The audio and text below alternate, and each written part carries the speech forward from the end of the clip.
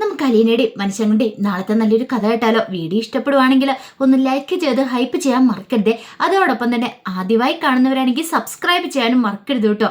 അങ്ങനെ ഒടുവിൽ അലീന രേവതിക്കുട്ടിയെ ഫോൺ വിളിച്ച് താൻ കൊളുത്തൂപ്പുഴയിലാണെന്നും തൻ്റെ സ്വന്തം പപ്പയുടെ അരിയിലാണെന്നുള്ള കാര്യങ്ങളൊക്കെ പറഞ്ഞു. അത് കേട്ട് കഴിഞ്ഞപ്പോഴത്തേനും രേവതിക്കുട്ടിക്ക് വിശ്വസിക്കാൻ പറ്റുന്നുണ്ടായിരുന്നില്ല. ഇതെന്താ വല്ല സ്വപ്നമാണോ എന്നൊക്കെ ഒരു സംശയം രേവതിക്കുട്ടിയുടെ മനസ്സിലുണ്ടായി. രേവതിക്കുട്ടി ഒരു നിമിഷം നിശബ്ദയായിപ്പോയി. അപ്പോഴേക്കും അലീന വെച്ചു, എന്താ രേവതിക്കുട്ടി, നീ എന്താ ഒന്നും മിണ്ടാത്തെ? ഞാൻ സ്വപ്നം കാണുമൊന്നും അല്ലല്ലോ അല്ലേ? സ്വപ്നം കാണുമൊന്നുമല്ല, ഞാനുള്ള സത്യ പറഞ്ഞത്. എനിക്കങ്ങോട്ട് വിശ്വസിക്കാൻ പറ്റുന്നില്ല ചേച്ചി. അതെങ്ങനെ സംഭവിച്ചു? ചേച്ചി എങ്ങനെയാ ചേച്ചിയുടെ സ്വന്തം അച്ഛൻ്റെ അടുത്ത് പോയത്? അത് സ്വന്തം അച്ഛനാന്നുള്ള കാര്യം ചേച്ചിയോട് ആരാ പറഞ്ഞേ? 100 ചോദ്യങ്ങളും സംശയങ്ങളൊക്കെ ആയിരുന്നു രേവതിക്കുട്ടിക്ക്. അപ്പോഴേക്കും അലീന പറഞ്ഞു, എന്നെ ഇവിടേക്ക് കൂട്ടിക്കൊണ്ടുവന്ന ആരെന്നറിയോ? കടപ്പാട്ട് വീട്ടിലെ അച്ഛനാണ് എൻ്റെ സ്വന്തം അച്ഛനെ കണ്ടെത്തിയത്. അതെങ്ങനെ എന്ന് ചോദിച്ചു. പിന്നീട് രേവതിക്കുട്ടിയിലെ അലീന ആദ്യം മുതലുള്ള കഥകൾ പറയണം. അതായത്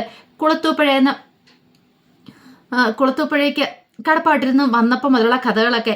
തനിക്ക് പോലും അറിയണ്ടായിരുന്നില്ല ഇവിടേക്കാ വരുന്നതെന്ന്. വീടിനടുത്ത് എത്താറായപ്പോഴാണ് അച്ഛൻ തന്നോട് കാര്യങ്ങളൊക്കെ പറഞ്ഞ്.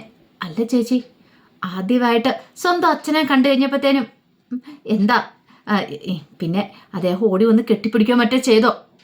അത് കേട്ടപ്പോൾ അലീന ഇങ്ങനെ ഒരു നിമിഷം ആലോചിച്ചു.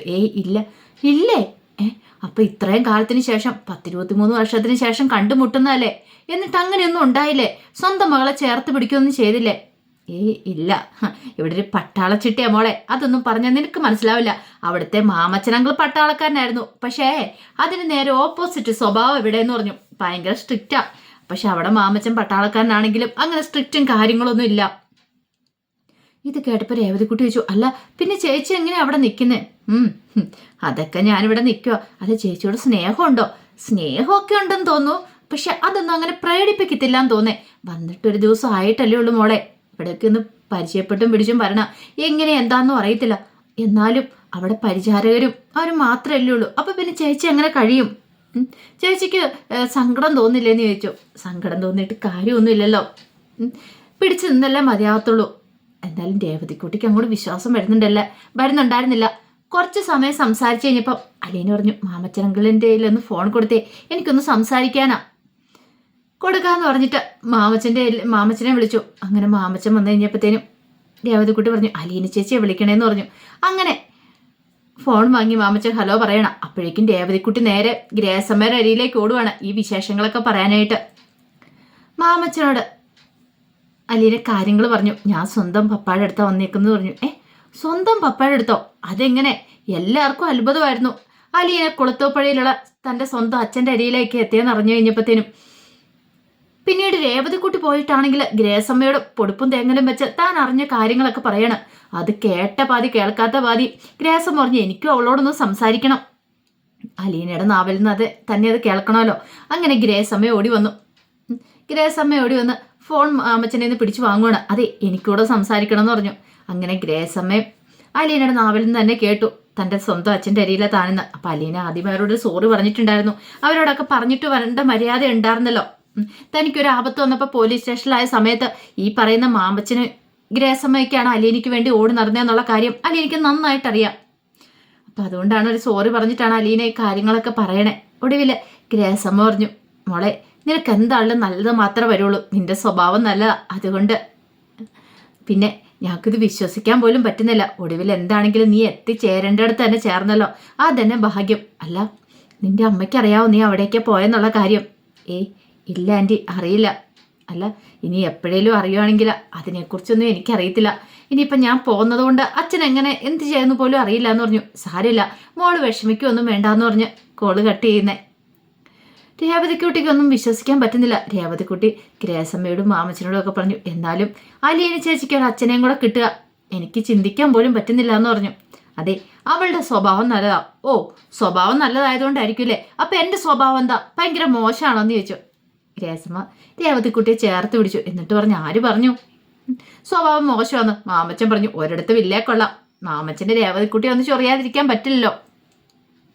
കുറച്ച് കഴിഞ്ഞപ്പോൾ അലീന എന്ത് ചെയ്തു, അവിടെയൊക്കെ ഇറങ്ങി നടന്ന് വീണ്ടും മുറ്റത്തോടെയൊക്കെ നടന്ന് കാണുവാണ്. അലീനയ്ക്ക് എന്ത് ചെയ്യണം ഏത് ചെയ്യണമെന്ന് പോലും അറിയത്തില്ല.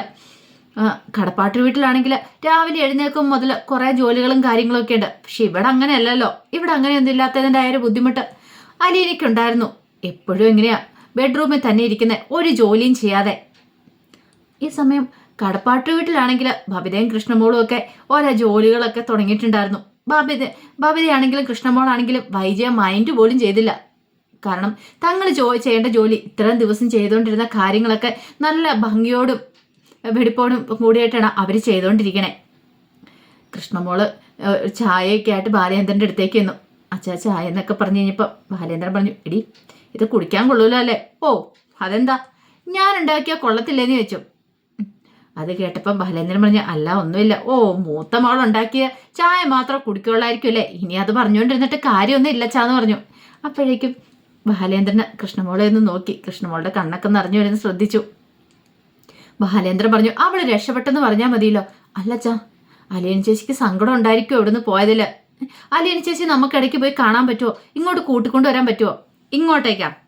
നല്ല കഥയെ നിന്റെ അമ്മയ്ക്ക് പിടിക്കുമോ? അച്ഛാ വെറുതെ ഇനിയിപ്പോൾ അച്ഛൻ അമ്മയോട് വഴക്കിനൊന്നും പോകണ്ട, അമ്മയുടെ സ്വഭാവം അറിയാലോ.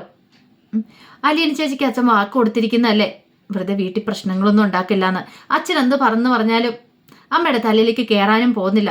അത് കേട്ടതും ബാലേന്ദ്രൻ പറഞ്ഞു, സഹിക്കുന്നതിനും ക്ഷമിക്കുന്നതിനും ഒക്കെ ഒരു പരിധിയില്ലേ മോളെ എന്ന് പറഞ്ഞിട്ടുണ്ടെങ്കിൽ ഞാനൊരാണല്ലേ, എനിക്ക് എത്രമാത്രം സഹിക്കാൻ പറ്റും? ഇത്രയും കാലം ഞാൻ സഹിച്ചു.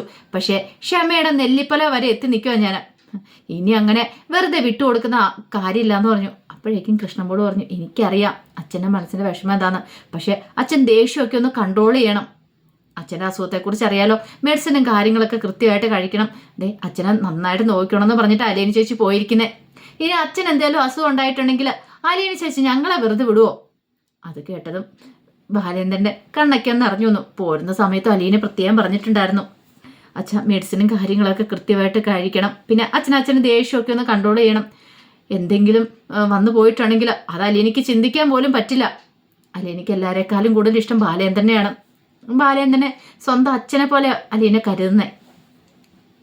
ഇതേ സമയത്ത് കുളത്തൂപ്പുഴ വീട്ടിലേക്കൊരു കാറ് വന്ന് നിന്നു. അതിനകത്തുനിന്ന് അത് കുടിച്ചാൻ അങ്ങോട്ടേക്ക് ഇറങ്ങുവാണ്. മീശയൊക്കെ പിരിച്ചങ്ങോട്ട് ഇറങ്ങി വന്ന് കഴിഞ്ഞപ്പോഴത്തേനും ബൈജു ഓടിച്ചെന്നു. എന്തിയടാ നിന്റെ കേണൽ സാബ് അകത്തുണ്ട്. ആ എങ്കിൽ ഞാൻ അവനൊന്ന് കാണട്ടെ എന്ന് പറഞ്ഞു. ഹൗ രക്ഷപ്പെട്ടു, ഇന്ന് രണ്ടിലൊന്നും നടക്കും. ആ പെണ്ണിനെ മിക്കവാറും ഇറക്കി വിടും. പൗലോസിൻ്റെ അടുത്തേക്ക് ബൈജു ഓടിച്ചെന്നിട്ട് പറഞ്ഞു, അതെ കുട്ടിച്ചായൻ എത്തിയിട്ടുണ്ട്. എത്തിയോ?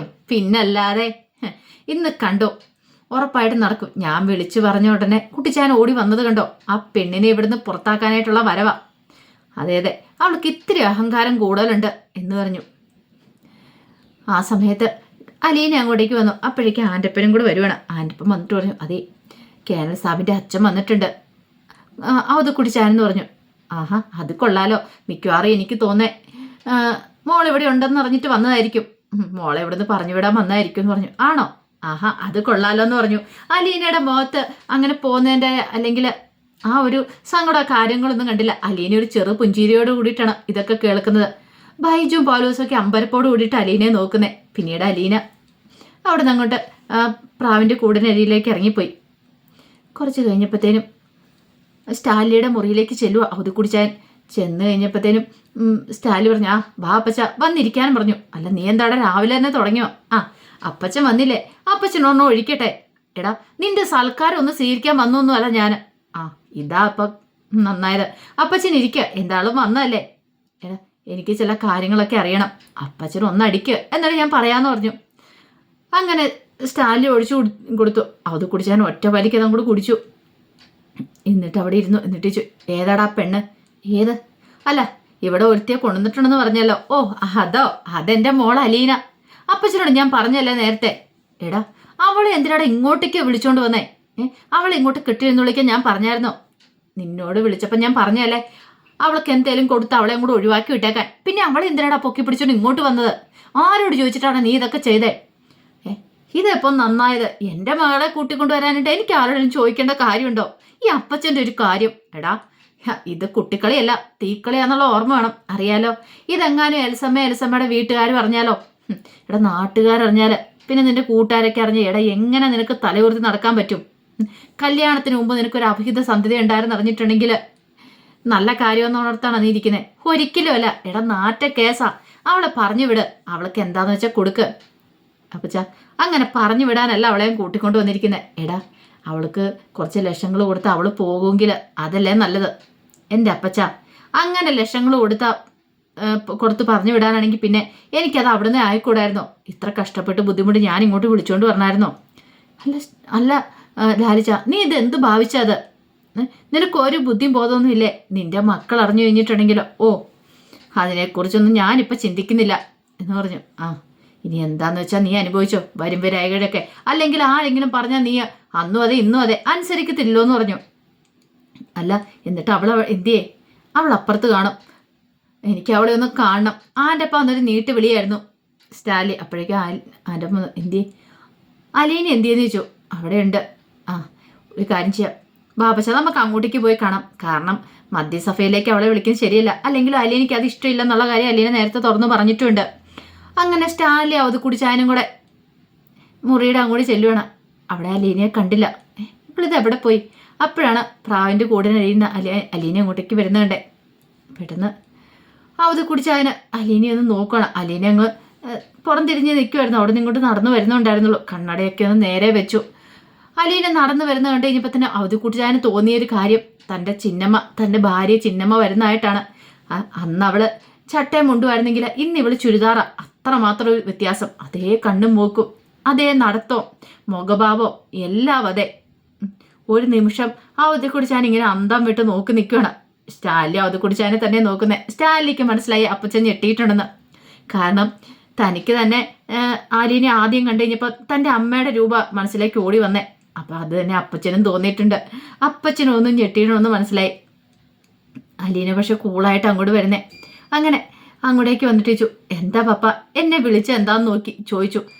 അവധ് ഇങ്ങനെ അന്തം വിട്ട് നോക്കി നിൽക്കുകയാണ്. അലീനെ ഓടിക്കാൻ വേണ്ടി വന്ന. പക്ഷേങ്കിൽ അലീനയുടെ മുഖത്തേക്ക് നോക്കിയിട്ട് ഒരു വാക്ക് പോലും മിണ്ടാൻ അവധ് പറ്റുന്നുണ്ടായിരുന്നില്ല. അവധ് വേറെ ഏതോ ലോകത്തേക്ക് പോയിട്ടുണ്ടായിരുന്നു. കഴിഞ്ഞു പോയ കാലങ്ങളിലേക്ക്, കുറേ വർഷങ്ങൾക്ക് മുമ്പിലേക്ക് അവധ് മനസ്സ് സഞ്ചരിക്കുകയാണ്. അതിൻ്റെ കഥകളൊക്കെ നമ്മൾ കാണാൻ പോകുന്നത്. ആ വിശേഷങ്ങളൊക്കെ നമുക്ക് എല്ലാവർക്കും കാത്തിരിക്കാം കേട്ടോ. ഒരിക്കൽ കൂടി എല്ലാവർക്കും ശുഭരാത്രി നേർന്നുകൊണ്ട് നിർത്തുന്നു. നന്ദി.